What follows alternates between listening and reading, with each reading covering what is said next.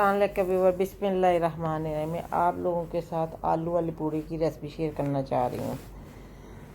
Half के जी आलू लेके उसको वॉश करके अच्छी तरह उसको बॉईल करने के लिए रख दें।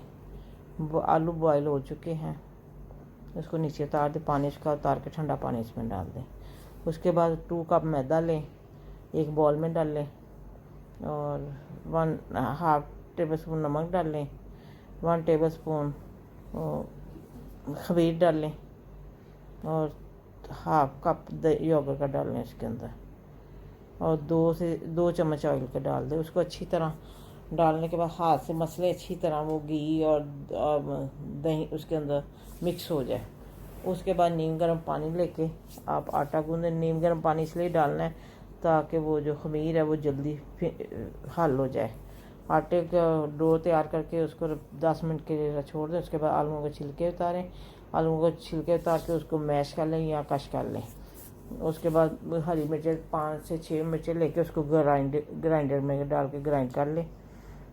पानी नहीं डालना मिर्चें ग्राइंड करते दफ़ा उसके अंदर ऐड कर दें। उसके बाद 1 टेबल स्पून रेड चिली डालें, 1/2 टेबल स्पून नमक डाल लें, 1/2 टेबल स्पून हल्दी डाल लें, 1/2 टेबल स्पून पिसा हुआ गरम मसाला डालें, 1 टेबल स्पून सूखा धनिया पाउडर डालें और थोड़ा सा बारीक सब्ज़ धनिया बारीक काट के उसके अंदर ऐड कर दें और अच्छी तरह मिक्सचर को मिक्स कर लें। मिक्स करने के बाद अब जो आपने आटा तैयार करके रखा हुआ है उसका एक बड़ा रोटी जितना पेड़ा लें, उसको लेके उसको गोल कर लें। रोटी की तरह जो छोटी सी रोटी बना लें, मोटे वाली बनाने पर हैंड के ऊपर रख के उसके अंदर आलूओं की पीठी रखें। पीठी रख के तो चारों कोने उसके पकड़ के उसको आपस में अटैच करके जोड़ दें।